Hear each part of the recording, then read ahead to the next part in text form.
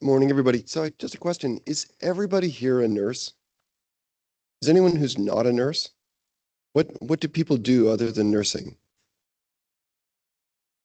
No, there are careers other than nursing. I'm just saying, just wondering who I'm talking to is all. Research. Okay. Studying to become a nurse. Okay. Very good. So mostly nurses. Okay. Excellent. Well, just a shameless plug for my podcast. We are starting season 2 recording. And so we're actually looking for um, people working in healthcare, people with perspectives on working with people with sickle cell or other long-term conditions to give us their perspectives as well. So if you're interested in becoming a podcasting media star, um, yeah, feel free to contact me. Anyway, I'm going to start my actual presentation now. So I was asked to talk about the psychological aspects of sickle cell disorder. And that's always kind of a confusing thing for people when they hear about it the first time, because sickle cell is not a mental health condition. It's a blood condition. So what would be the sort of mental health aspects of sickle cell? Um, and if we go to the next slide, then you can see sickle cell is not a mental health condition, but there are three main tasks for people with sickle cell. And the first task people have to do is they have to manage the symptoms, the treatments, and the complications of having this long-term condition. Most of the time that those symptoms are pain. The second thing people have to do is they have to deal with all of the social and emotional and occupational impacts of having a long-term condition. Um, and these are the things that everybody has to do, but people with sickle cell have to do it in the context of having a long-term condition. And the third thing that people have to do is they have to maintain an adequate relationship with healthcare staff. And since you're seeing the same people over and over again for years and years, that can become pretty strange. So that's a big part of what I do on a day-to-day basis that doesn't have anything to do with diagnosing people with mental illnesses. What I want to focus on today is really the second one, which is the the all the things that people have to do in order to deal with having a long-term condition. And so to do that, um, next slide, um, I wanted to take a developmental approach. And so if anyone studied psychology, probably one of the first names that you heard, especially in developmental psychology, was a guy named Erik Erikson. Erik Erikson was born in Germany in 1902, I think. His mother had been living in Denmark, and when she found out she was pregnant, she moved back to Germany. And at birth, he was registered as Erik Salmonson. She then married another man whose last name was Homburger. And they didn't tell Erik that Mr. Homburger was not his biological father. He only found out later, and that was quite distressing for him. So that when he moved to the US in the 1930s, fleeing Germany, he was required to register his name, and he made up his own surname of Erickson. And this was, in his words, really important for him. And he came up with a model of psychological identity, or a model of development that put self-identity at its core. So Erickson's model, if we go to the next slide, Erickson wasn't talking about sickle cell, but he was just talking about the developmental stages that everybody goes through from birth until death. And the exact years, or the exact there we go. The exact time frame doesn't really matter so much. Even Erickson said, people struggle with these things well into their adult life. But basically, everybody, as they grow through life, they have a number of tasks. As an infant, you don't really have to do very much. That first stage is really about, are your parents doing a good job, or are they able to do a good job?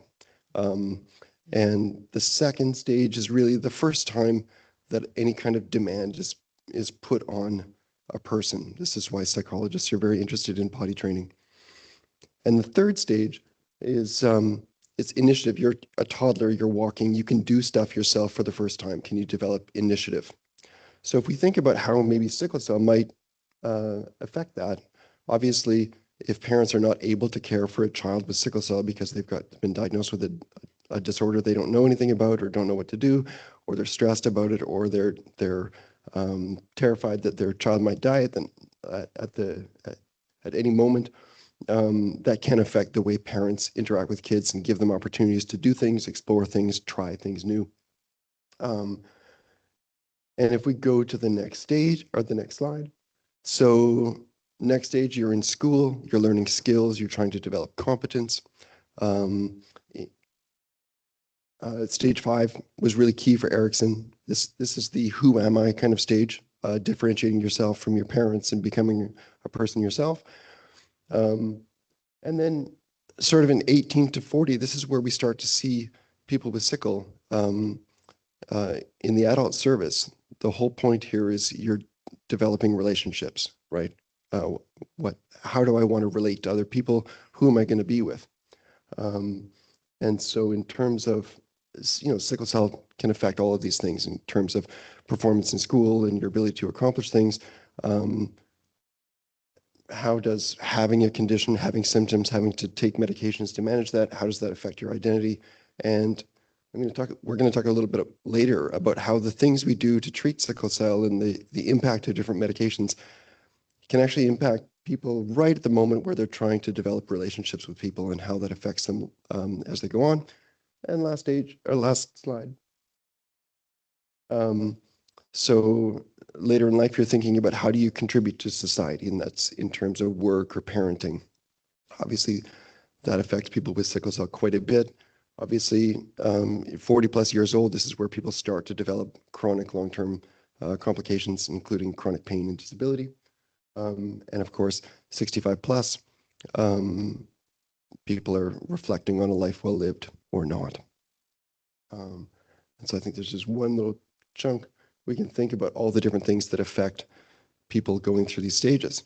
So that is my crash course in talking about psychological development across the lifespan. But I think it's important to, when we think about what are people with sickle cell dealing with psychologically when we see them, it probably has something to do with what stage of life they're in right now. And so that's all. That's a nice framework, but now we're just going to shift to a patient perspective who can talk to us a little bit about her lived experience of going through these stages. So is this microphone working?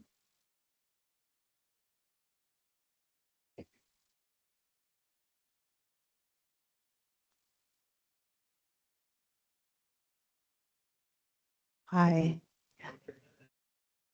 Excellent. Okay. So why don't we start?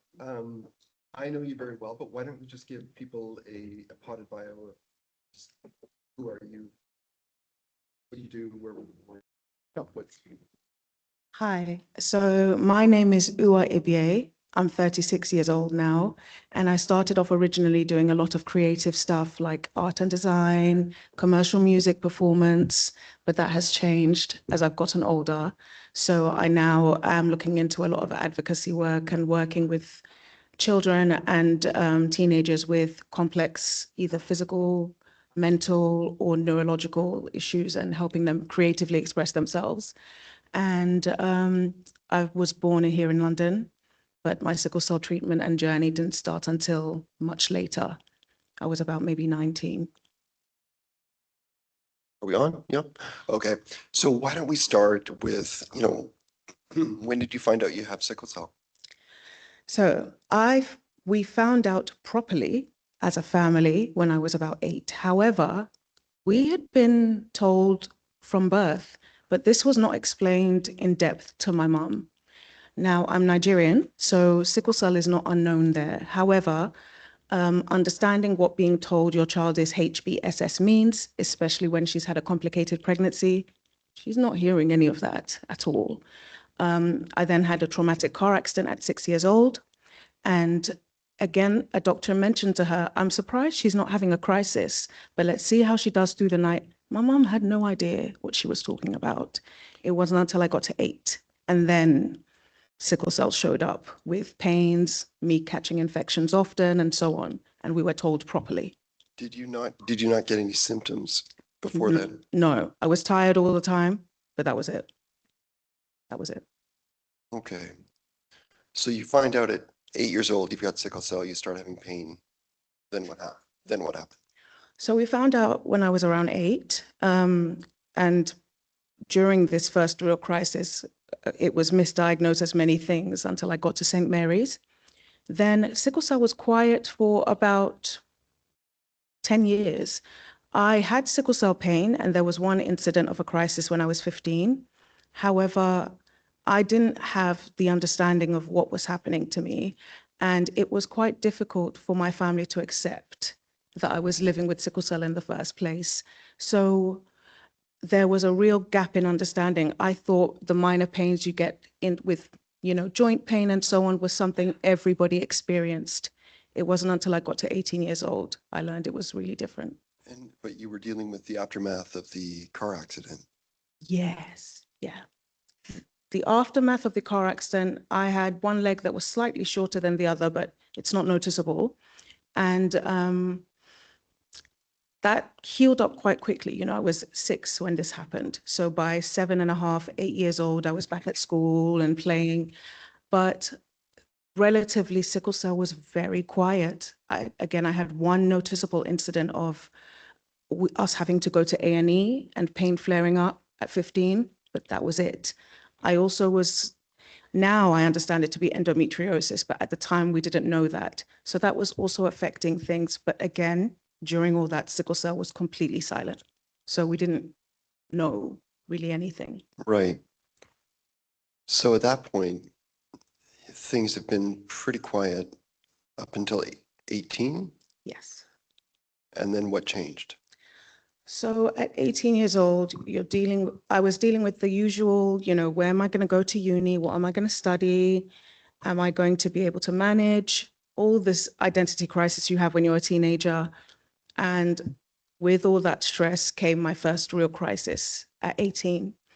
And I remember being in Central Middlesex, and they bought my first morphine injection. It was 2.5, I remember. And I'd never experienced anything like it. All I'd known before was paracetamol, and when I could tolerate it, NSAIDs to deal with either pain from the endometriosis or the joint pains I may often get. So the first morphine injection was enough, and I slept for 2 good days and then went home. I was fighting to go home, and that was it. What did it feel like? Oh God. What did morphine feel like the first time? Jeez, okay. So it was this big collapse of like your ability, because I was sitting up, I remember, and all of a sudden I fell back into the bed, and it felt like my eyes were balloons. And I started laughing, and then I started telling my mom all my secrets. And before you know it, I was quite tired. And it was very effective. Like I said, we didn't need anything else. Maybe paracetamol every 6 hours. That was it. And then I was able to convince them, I feel much better now, doctor, and then go home. I wasn't completely over the crisis, but I wanted to manage from at home. And that's how things were for the next 3 years. But when I hit about 22, 23 years old, things changed quite a lot. Right.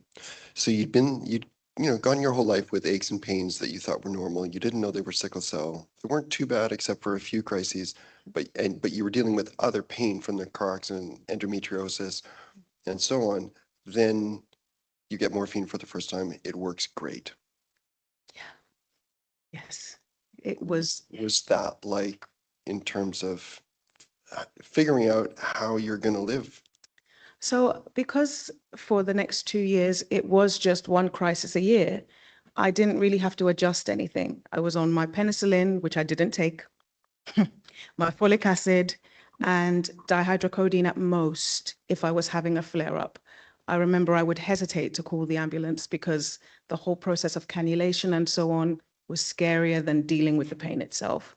So nothing really changed too much those first couple of years. I was still on what I knew to be on, which was just folic acid, lansoprazole.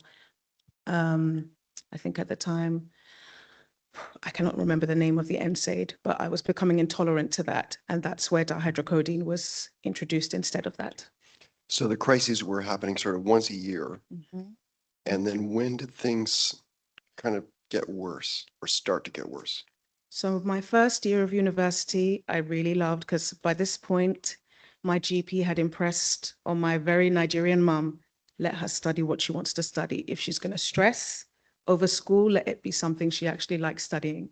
So I was at my first year of uni and I could go to A&E and run right back to class after. And I thought I was coping.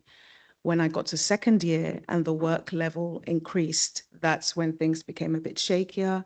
There was a big family incident that changed a lot of us in the family.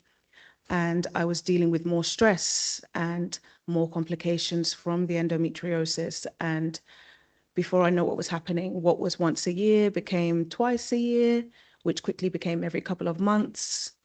Every couple of months became every month, and then every couple of weeks, and so on. Right. So you're in your early 20s and sickle cell is becoming much more prominent, right? So one thing, I think I might have stopped my presentation just short of the last slide, but a couple of the things I was thinking about is we start to give people opioids because their symptoms flare up starting in the early 20s. And if we think about the stage people are in, that's right in the moment where people are developing independence, starting to develop their own relationships. So that's affecting people's life. And obviously people are trying to start to get their higher education or their career on board, but that's not happening either. So pain is showing up for you more.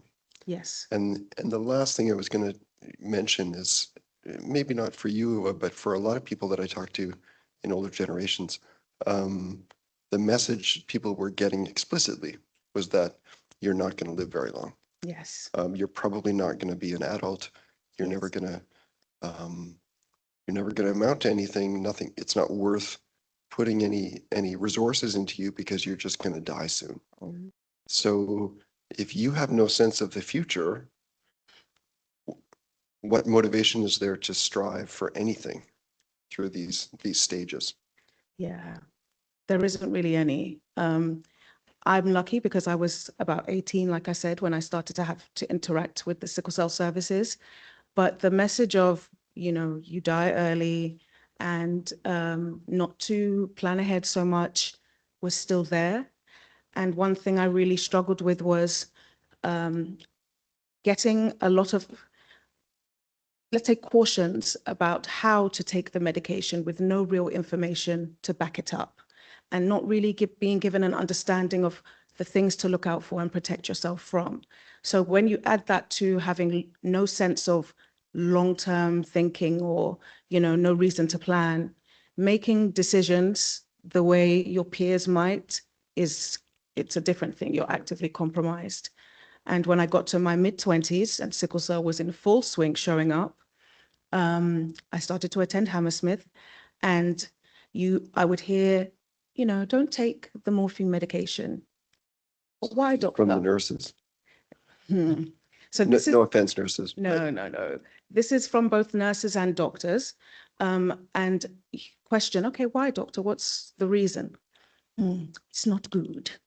And that's it. That's the answer you're getting. That's the best. If I was hoping to hear a more fleshed out answer, really it was coming from my nurses, if I'm being honest, because they would take the time and they know how they met me, which was with me rarely coming in. So by the time my admissions started to pick up, I'm sure that there are some red signs, some, red flags that my nurses are seeing, but I'm not understanding to be red flags because I don't have the information. I'm not sure what's happening. And slowly over time, when I got to my mid to late 20s, things got bad very quick. Sorry, what seemed to be slow at first, and then all of a sudden. So I was coming into the hospital a lot more frequently, and this was quite upsetting. I didn't understand why. I didn't understand why all of a sudden I have more pain and what could be driving it. And I wanted to bring my level of admissions down, and I got prescribed I was on Oromorph to start with, which I'd never been on before. I was introduced to that in 2015. And I spent a few years on that, and then I was switched to fentanyl lozenges. That's when things really started to become higgy haga, and I was sliding. But I didn't realize what was going on. And because my inpatient admissions were going down, I thought I was going in the right direction. But really, my outpatient prescriptions were going way up. So you were coping with pain that kept showing up more and more, but you were under the radar because you weren't in hospital because you were taking all these opioids at home. Yes, yes. I thought I was doing well. I could get things back on track, but I didn't realize the things that were slowly being taken from me, because opiates will steal a lot. That's one thing I wish we were told more. In order to avoid the consistent pain, you take more. When you're taking more, you're more drowsy more often, you're not seeing friends as much, you're sleeping well into the day, and before you know it, your mental health starts to be actively compromised. And the common denominator in all of this that you don't realize, that I didn't realize, is that my fentanyl was causing the problem, because opiates will create more pain in demand for the opiate, it's in demand of the opiate itself. So my pain increasing and being out of control to me, I didn't realize was because of what I was taking. At the most, what were you taking? Your max, I know the answer to this, but what's your maximum fentanyl you were taking per day? So my maximum got to about 12 lozenges a day, sometimes maybe even more. And fentanyl is 5 times morphine, you know. 50 times. Yeah, excuse me. 50 times morphine. And I had no clue what was happening. I just knew I was in pain all the time, but it wasn't put into perspective until, I don't know if anyone here knows well, I know some may know jollof rice. It's a traditional Nigerian dish. And my mum had made some, and she put as little pepper as possible. And I had attempted to eat it, and I couldn't. It was like my mouth was on fire, and I was crying, and I was like, Mommy, what's happening to me? I didn't know it was the fentanyl. I had no clue at the time. And so I approached Jeremy like, Jeremy, something fishy is happening here. What's going on? This was the turning point, right? It was the start of it, because it still took time after. Yeah. Yeah. So basically, U was saying there was this jollof rice that she always used to eat and had no problem. But as her sensitivity to pain was increasing, she found it more and more difficult to eat this food. That was a sign. Mm-hmm. Another thing is my personality was changing, and my family were flagging this. Some of my friends were trying to gently, the team trying to gently, nurses trying to gently, but because we are, as a group, sickle cell patients, we are hyper aware of the stigma surrounding us. So the first wall that goes up when you hear things like this is, you just don't understand my pain. You don't understand what's happening, and you're trying to stigmatize me. And if there is already fear of abandonment and fear of judgment, even approaching that is difficult. And another thing that's important, you are actively capacities compromised. The same understanding I can sit here and talk to everyone with today, I didn't have. I couldn't see. The worse it got, telling friend from foe becomes very difficult, very difficult. And your decision making, the way you handle yourself, how combative you are, also actively changes. And you don't realize this is happening. You think I'm the same person. It's just I'm in pain more. And of course, that's going to make me more angry and more frustrated. And you guys don't understand. But people around us are seeing things we're not seeing. And if we haven't confronted a certain truth yet, we're not going to see it. We're compromised. It's not possible. Yeah. So the you don't have sickle cell, you don't feel my pain gets trotted out all the time at that point. Okay, but at some point you couldn't eat jollof rice, right? Yeah. And right, and that was a problem. So at some point, well, maybe we just start first. I mean, what do you think is so hard about talking about this? Like why is it so difficult from a patient perspective to be told, I think this is a problem? We talked already about people not quite saying the words, Yes. right? But we know the words that everyone doesn't want to say. Yes. What is so hard about that? So hearing that you may be struggling with opiate addiction is outright offensive to a lot of my patient group.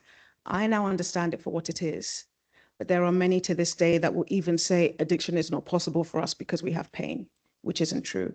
Dependence is another one that's just a dog whistle for addiction, so we don't hear that too well either. If we try to soften it by not saying addiction, by saying dependence, that just lands as it lands as you're trying to say addiction, but you're trying to be polite, so I don't go to pals about this conversation. That's how it lands for us. And at the time, especially if you haven't noticed all these changes in your life that are taking place over time, it's tough to talk about. It's hard.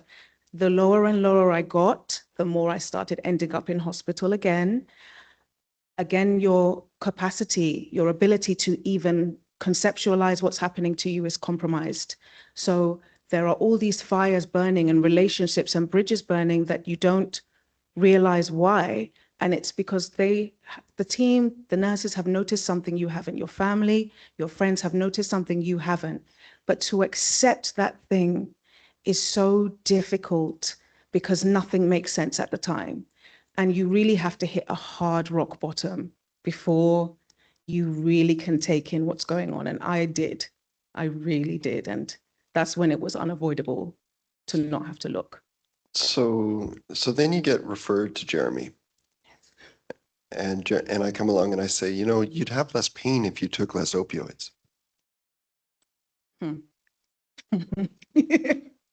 So I now know this to be true, having done my own reduction journey. But when I first heard this, and when a lot of us first hear this, we're saying, what are you talking about? How is taking less going to help me? I was on less before and it just got worse. What do you mean? You just want to control what I'm doing. And there is immediate defensiveness, even from the members of staff have consistently cared about you. It lands as nonsense. It lands as this, you're trying to tell me 2 + 2 is 7. What do you mean? When the reality is that's the only thing over time that may have changed. And when you're then battling with other very real, unseen circumstances like avascular necrosis and other diagnoses that contribute to pain, it's downright inflammatory to hear that. It's very upsetting at the time.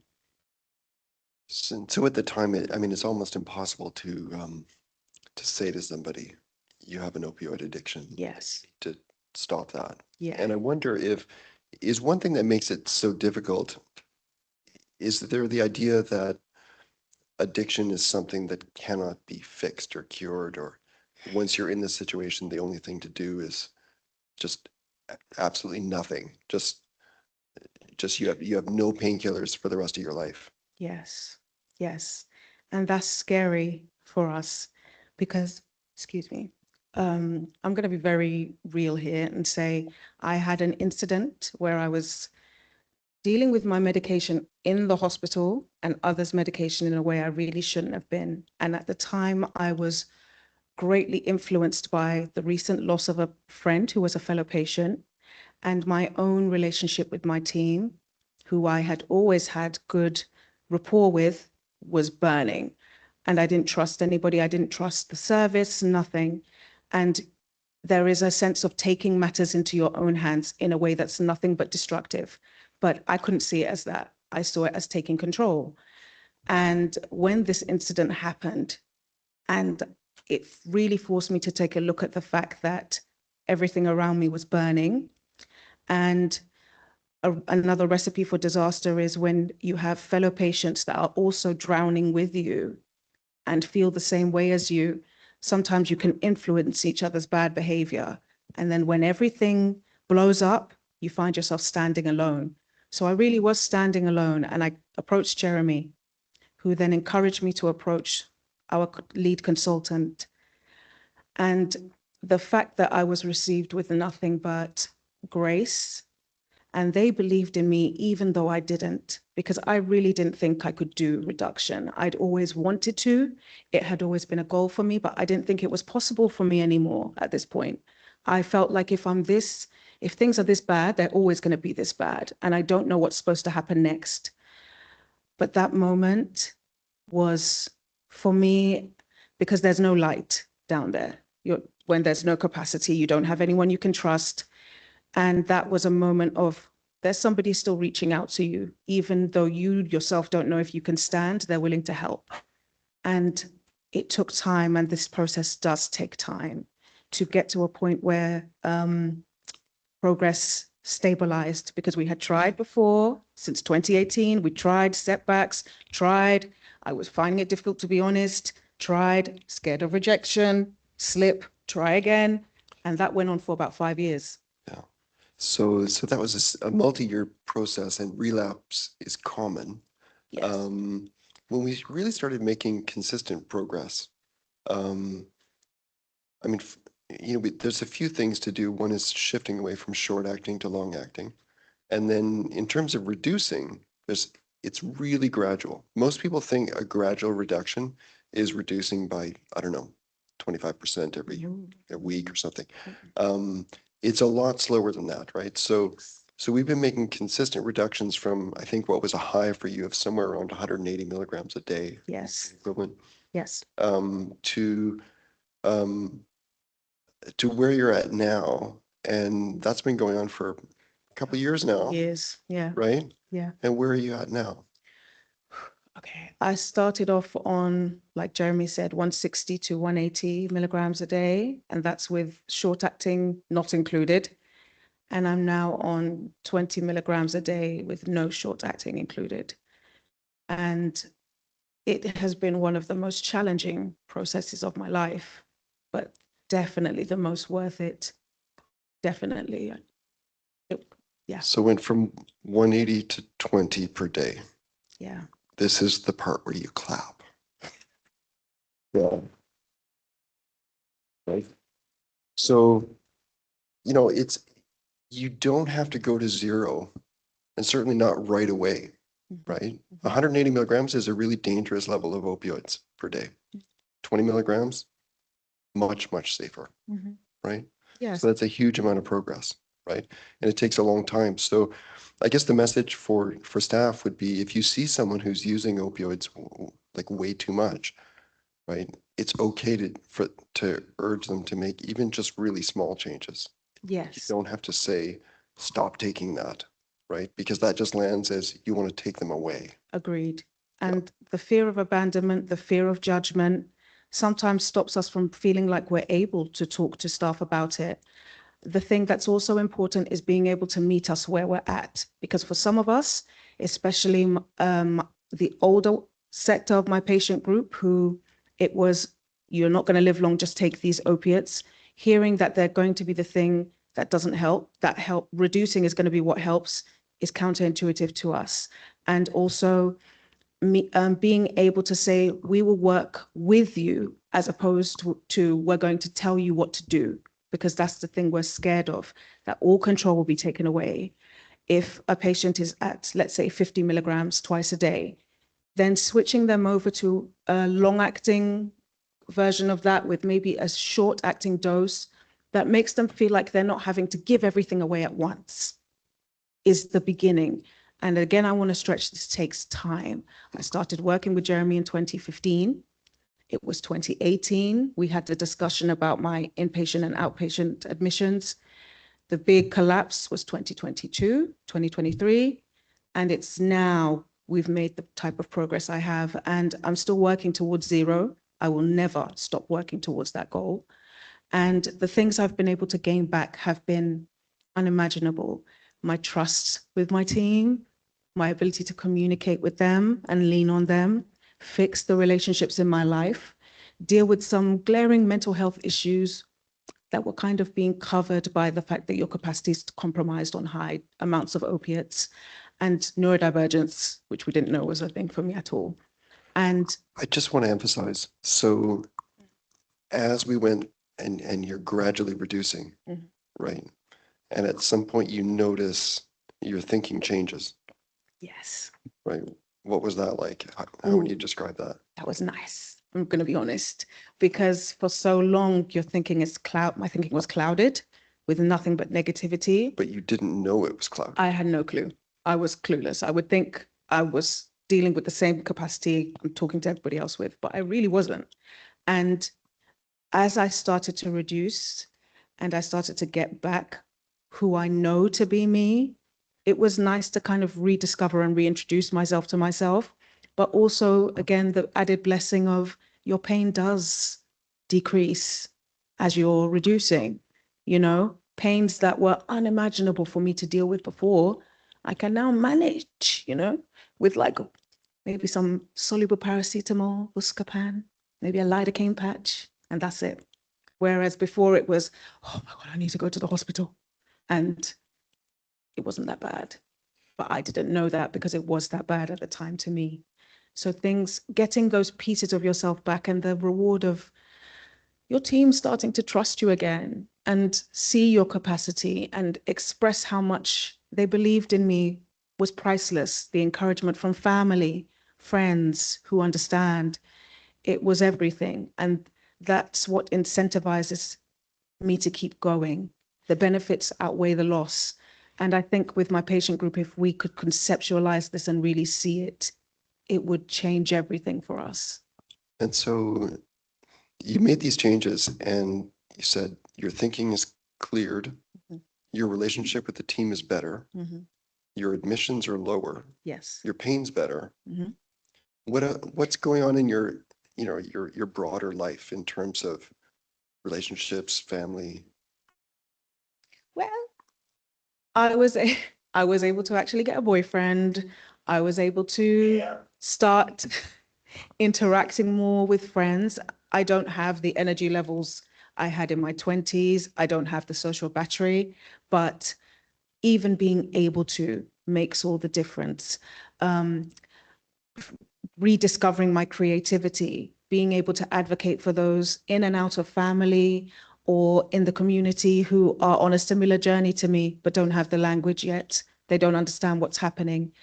And one thing I'd really encourage or say in this room to everyone is the language we use around this topic can be really inflammatory for all of us. But I think the bigger and more insidious thing is not being told about what this process looks like really from pediatrics. So we know when it shows up, because how your relationships start changing, your attendance at school, everything, your mental health and well-being, how important that is and what it looks like when it's shifting. If when I was first told, try not to rely on the opiates too much, and I asked why, I was given this type of knowledge, it would have deterred me entirely. And I would have been asking for different options much earlier. Yeah. I can't remember if we've talked about this, but also, you know, when things were as bad as they were, right, at rock bottom, I mean, things with your family were really quite bad. You were at risk of being homeless. I was hopeless. And that's improved, I think, a great deal now. Yeah. Right. Yes. My ability to communicate with my family, my ability to solve conflicts and agree to disagree, even with hard discussions about trauma and upbringing and so on. And it's been really empowering to start to understand what was happening to me and has been happening throughout my life that I didn't have the knowledge or understanding for, and get some clarity on who I am as a person versus how my sickle cell, endometriosis, avascular necrosis at 30 affected me. So it's been really rewarding to get pieces back of what I lost. It may not be the same, but I can always build on what's there. Yeah, it's always possible for life to get better. Yes. No. I think that's probably a good place to end. We might have a few minutes for questions.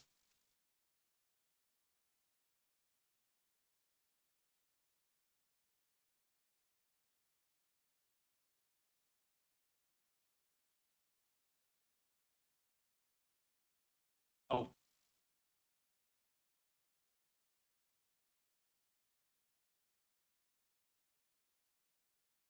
Morning. Thank you so much. I'm so sorry. I was running a little bit late, so I missed your name.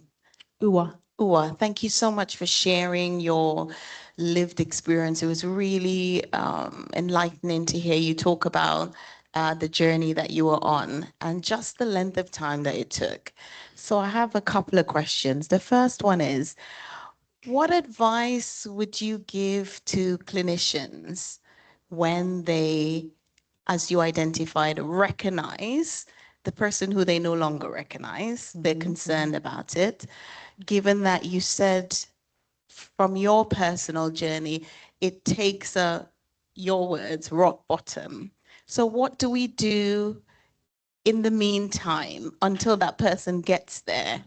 I'm thinking along the lines of continuing to give you the same level of opioids with our anxiety about it, and wanting to help you to help yourself without putting pressure.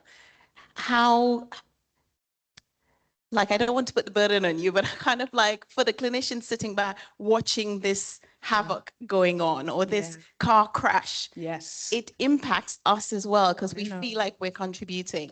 So what advice would you give us as we watch this? What can we do in the meantime while each person in this situation goes through their own journey? I think that's a really good question. And really, that's what I was hoping to, the main message I wanted to send today. I want to hold space for my nurses because nurses are on the ground 24/7. You are seeing us more than our doctors and our consultants and the registrars, and you're watching this happen in real time. And I know it can get very frustrating. And I think what was important for me was the nurses who knew the real me and were trying to advocate for that person. Language is important, right? Because things like, oh, we think you're struggling with addiction, don't land well, no matter who it's coming from. However, I think the type of questions that we need to be asked that may, in our lack of capacity, get even us thinking are things like, okay, so your pain is a lot worse now than it was before, let's say in the last 5 years. What do you think has changed? How much were you using before? How much medication did it take before to get on top of your pain as opposed to now? Have you developed any other health issues and so on that might be adding to this? How are things going in your personal life? I know it's very frustrating for you guys because time and time again, you've seen us crash and some of us don't make it out the other side. A lot of people we've lost didn't. And I was on a similar list. I was number 2 on the list. So at the time, just asking questions that get us asking ourselves questions is key. If we're hearing even opioid misuse, you might be dealing with dependence, my dear. We're already upset, you know? So how we frame and how we approach what may be happening, because by that point, our life is a car crash as well. And we're looking at the car crash, not the cause. So a follow-up question, would those sorts of questions or framing, would that have prevented the car crash? Would that have stopped you from hitting rock? I think those types of questions would have been enough for me to slow the vehicle down and take stock of the answers to those questions. Because at the time, how much your admissions are increasing, the fact that 10 milligrams, which used to be okay for you, now feels like 2.5, all of those things are very real signs that something's not right, but we cannot register it as that at the time. So if we're being asked, what used to work for you before doesn't work now, or how long has this been going on, it makes us reflect. We may not have capacity and it may take time to land, but when it's not coming from a place of judgment and the answers, we are held space for in those answers, it can shift the perspective entirely. And before you know it, the slowing down of the car becomes the stopping of the car. Okay, my second question was, I honestly, I've really enjoyed just sitting here listening to you. And I feel like the people who would benefit most for you sharing your journey, it would be difficult to get into a room. Yeah. How do we then distribute all the amazing things that you've said today? Do you, I assume that you do some public speaking. Could we record you? Could that be something that we send out to patients? And Jeremy can come in and let me know if that's unethical. But I'm just, honestly, I've been impacted by the way that you have articulated just your journey. And most important for people like myself reflecting on the length of time it has taken. And I think that would be beneficial. Just some of the things that you said, just how things land, recognizing that you haven't got capacity, Yeah. things like that. Those things, I can see that in a lot of patients. So, yeah. I would say I would love to do what you've just described. I'd love to, whether it's record or spend time talking to other patients who I know are actively struggling with this. Now, there's some of my patient group I've spoken to who don't hear this well at all. They are not happy, and they turn it into something else that may fit a narrative that works for them. And as frustrating as it is, I have to give them room because they can't hear me. However, there's some patients who it does land for, and they then take a look at their own journey. And before you know it, we're both supporting each other in staying on this road, so I absolutely would love to do a lot more of this. But also, if it doesn't land right at the moment, that doesn't mean it's not going to land weeks, months, or even years later. Yeah. Right? It's okay to plant seeds, even if you don't see the fruit of it right Yes. now. Yes, because the fruit will take time, especially for those who don't know any other way to be. It will take time. Hi, so my name's Emily. Sorry if this question sounds a little ignorant. I've only ever cared for patients who are under the age of 10 who have been in crisis. And I was wondering if it's okay with you, if you could just explain to me kind of how it feels to you. I came here for a little bit more understanding because I'd never met anyone with it. And when the children come in, obviously they're in extreme pain.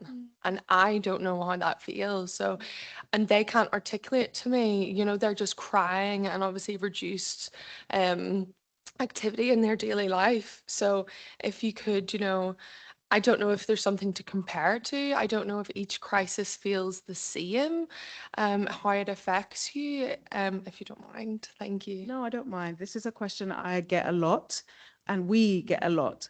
And I'd say it's difficult to describe because how joint pain that's been there for 3 days will feel, this kind of like hollow, dull ache that's pulsing, is completely different to how a full-bodied crisis, which feels like pins and needles and stabbing throughout, and it's difficult to even move because your body's stiff. It feels completely different than acute chest crisis, which is outright tyranny. It feels very different depending on where the pain is and how the pain's behaving. Because as you guys may know, it spreads. It may start in my wrist, and before you know it, it's my arm, and then it may become full body or something. So the cause of the pain and stuff, how well we're taking care of ourselves does come into account. But each crisis, we start to recognize as we get older what each type of pain means and how it might behave. But where it is in the body, how it resonates with the rest of our other illnesses as well that will show up is also a factor. So avian pain is very different to acute sickle pain, but it took me about 2 years to realize that, the chronic avian pain is different from crisis pain because it's lasting a lot longer and it behaves differently. That's me, that's an adult. As a child, you don't even have the language yet. All you know is that it hurts and nothing is making it stop. That's it. So that's what I'd say. My question to you is, how were you introduced to Jeremy in the first place? Well, yes, actually it was, wasn't it? So I was on the ward, and I'd come from being under Guy's Hospital, but treated at Central Middlesex Hospital, right?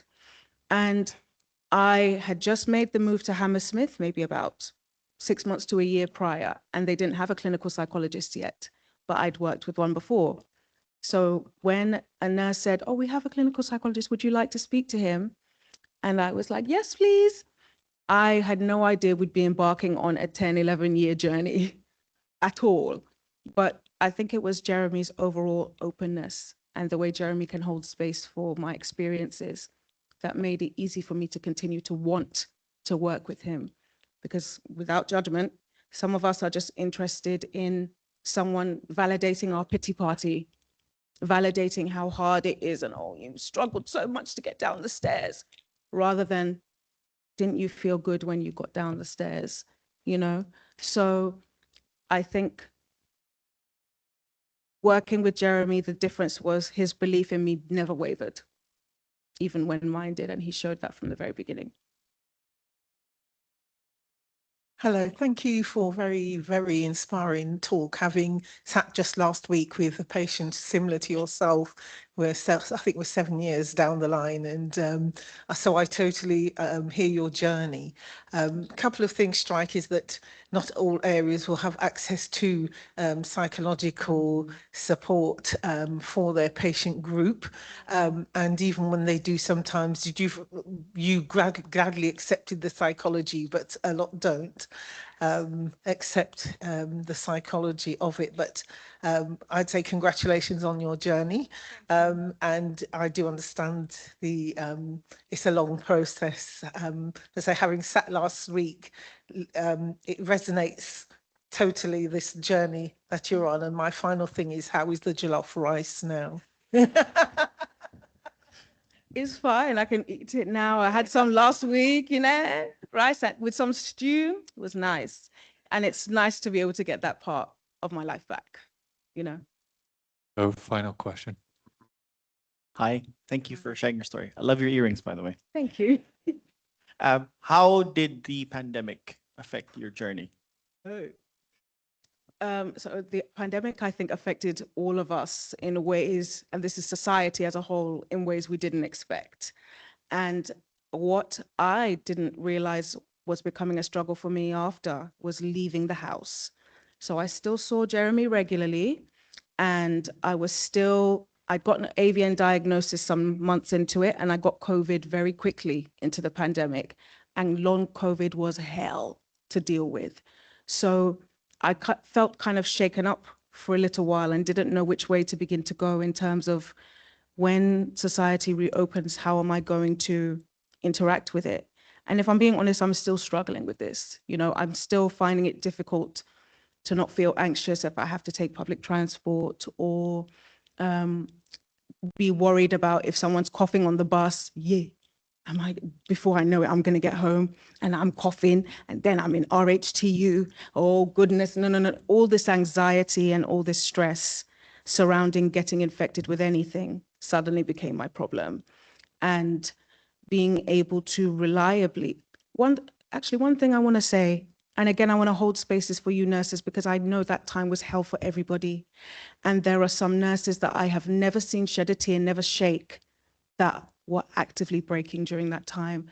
That also put a lot into perspective for me, because you realize in that moment, it's really not about you.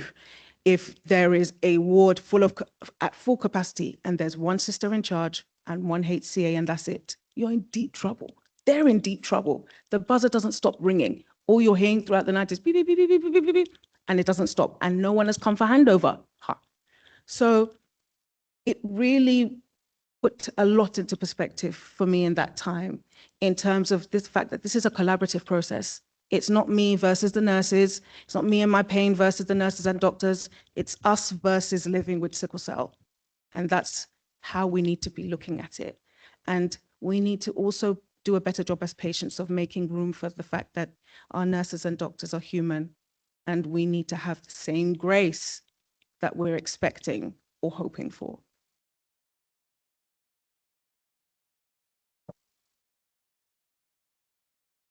Yeah, I just wanted to add, on the topic of the pandemic, yes, of course, the nurses were the heroes who had to be in hospital all the time. But on the psychology side, what we learned is it's quite possible to do virtual therapy, working from home. And so post-pandemic, just to go back to the previous question about access to psychology, every specialist center in the network should have access to psychology. But even if the tertiary care centers don't, they can all feed into psychology support through the HCC. I run a virtual pain management group that's open to everybody in the HCC. And so if people are interested, they can certainly feed in that way. It's virtual, so people don't have to travel, they don't have to leave their house, and it's not one-on-one, it's better. Right? So if anyone's interested, let me know.